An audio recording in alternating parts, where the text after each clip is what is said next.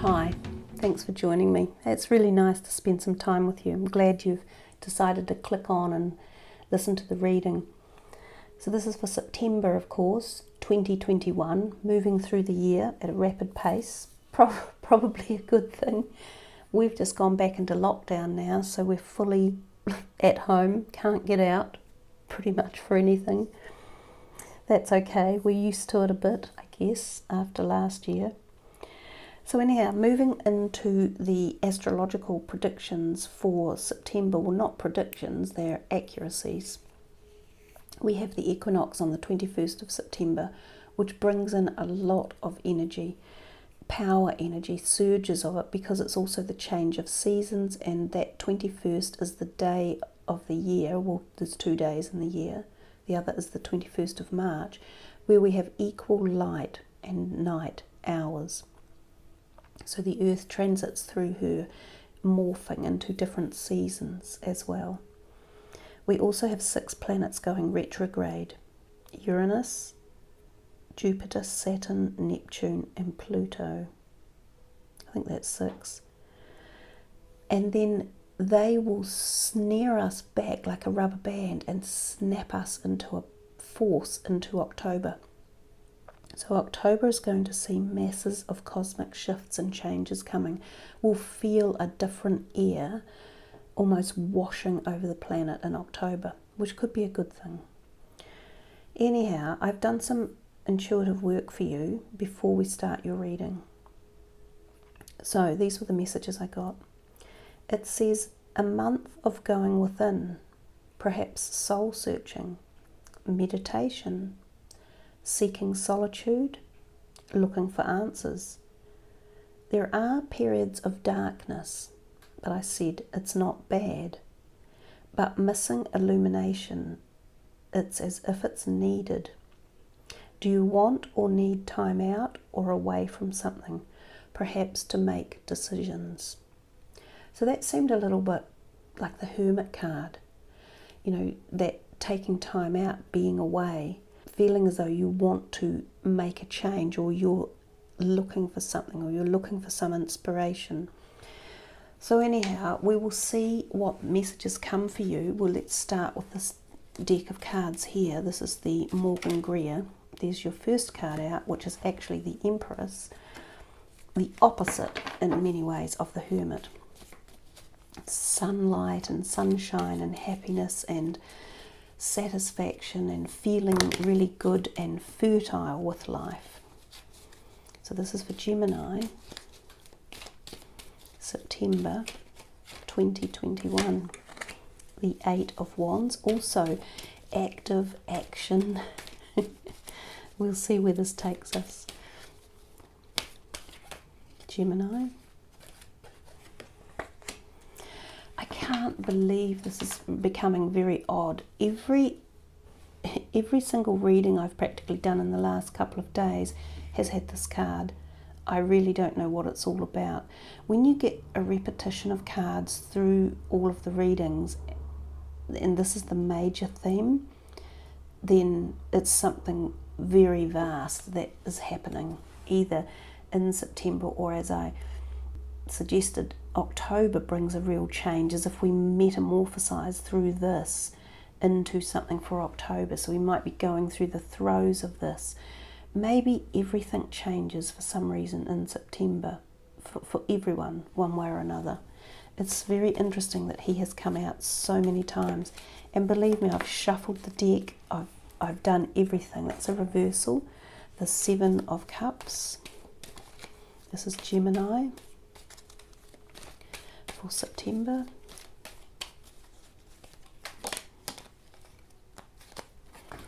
What's going on here? Another 7, the 7 of Swords, also reversed. You've got quite a lot out in the end. The Ace of Swords, the 4 of Wands, the King of Swords, the 9 of Pentacles and the Sun. So you actually got a whole heap out here. 2 major arcanas, the Death and the Sun is playing out in that card there as well. It's setting on the horizon and it's full here. And you also received an ace, and you received one court card and two reversals, both of them sevens. How unusual is that? So 7 will be relevant one way or another. Both of these cards upright are two that I would suggest you need to watch. They usually indicate dishonesty somewhere around you, but they're reversed, which could mean that dishonesty is being reversed or negated one way or another. And the dishonesty in this one can sometimes come from ourselves, but usually it is someone else doing it. This one is definitely about offers or something coming to you from other people that may be dishonest or not particularly clear, and your vision can be mirrored, and you can't necessarily see the trees for the forest for the trees, or whatever, the trees for the forest. I always get that wrong. It does tend to mean that you are actually, because it's reversed, you're actually able to see with more clarity perhaps the right decision to make. And I think the same could be said over here. So these two reversals in this instance could bode very well for you, but because they're both sevens and they've repeated themselves both upside down, I think there's a really strong message in here to pay heed to. So it does suggest too for this one that if there is someone doing something wrong or cheating, or whether it's in your personal life like close relationships, or whether it was yourself, it needs to be addressed. So if it's someone you're dealing with, and it could be work related, it could be to do with communication, or something you're dealing with in writing even, because the swords is often about documentation or writing or even legal things, and it's also associated here, it's connected with this Ace of Swords, then it means you need to stand up and make sure you are being fairly represented, or that something that is maybe like a contract that is coming to you, that it is being done truly and above board. So if some of you have applied for things, whether they be new jobs and you're looking at your employment contract, or whether it's a purchase you're making like a house or a car, read the documentation really, really carefully. If it's a loan you're applying for, read the documentation. There might be something in it that needs to be changed or addressed because it's not necessarily the right way, or it's not the best way for you. So when both of these cards come out, I would always say to people, they're warning signs to watch things going on around you and to watch your dealings with people. And I think that still stands, but it's almost as if this time, with them in reversal, you actually catch the activity and you are able to stop it. So be on your guard, don't sit on your laurels, and watch out for purposeful misinterpretation of things that might be given to you or sent to you to act on.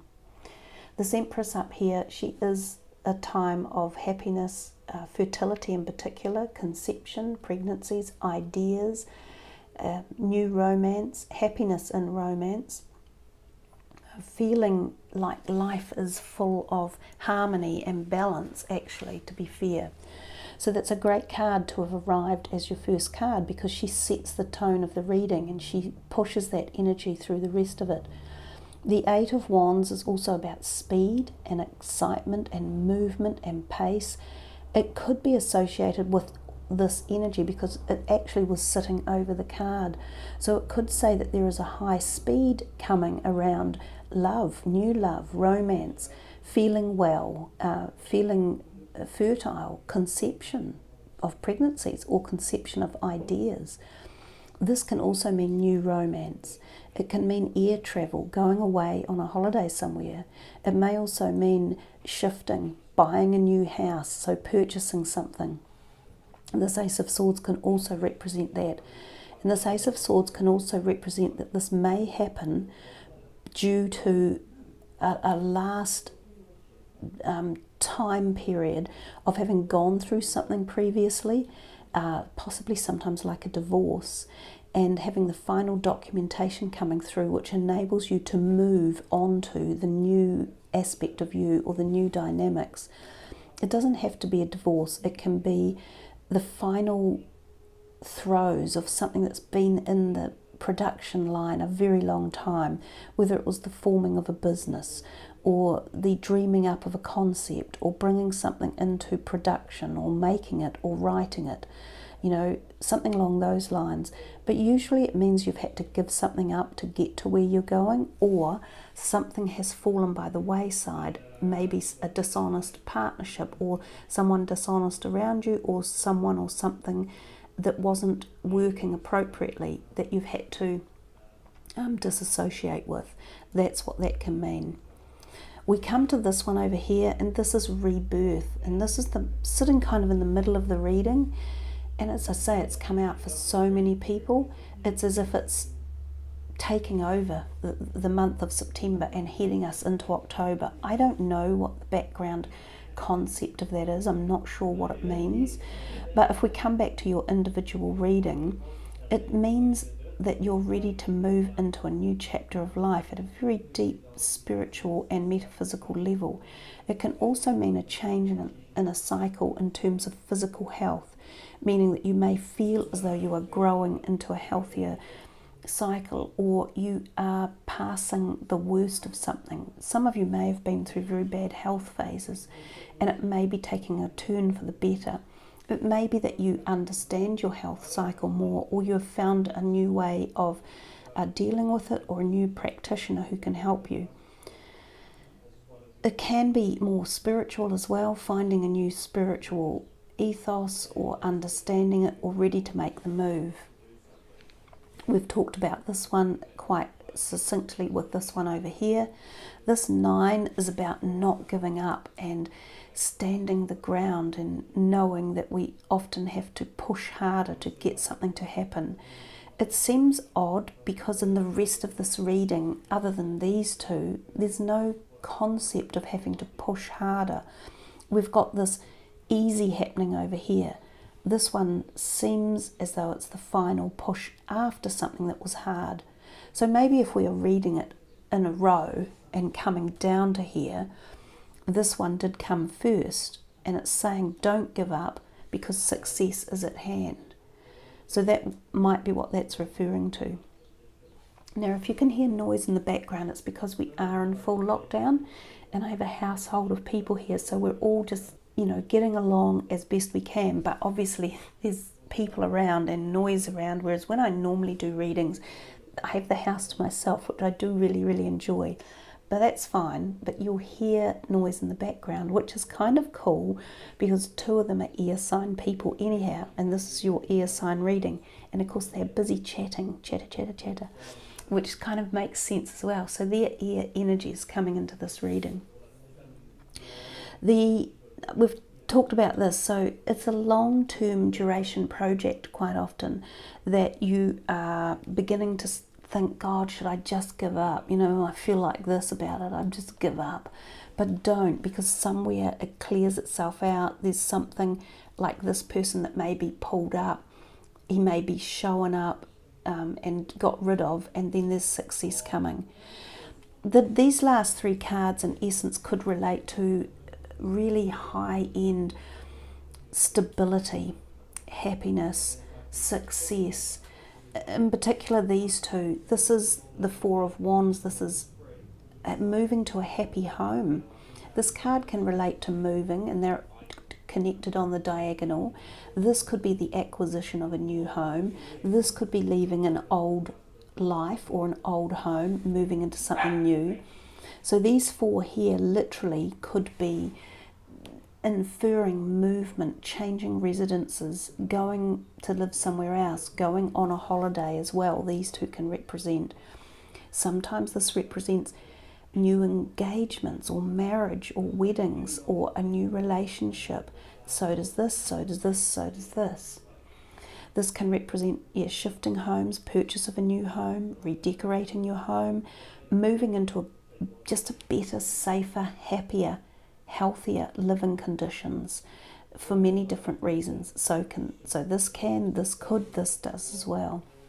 The King of Swords is the epitome of yourselves in your highest energy field, as if you feel strong, as if you feel like you've reached an apex of understanding or of strength or of empowerment or of being in a position of high structure. This could be within your family unit. You could be feeling as though things are coming together and that you are sitting well in your family, or within a job, or within your own mind and the concepts and the ideas.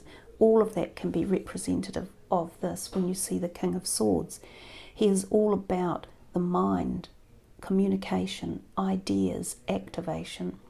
He can also represent surgical procedures, although, and so can this. So some of you may have operations planned, but usually planned, like for the better.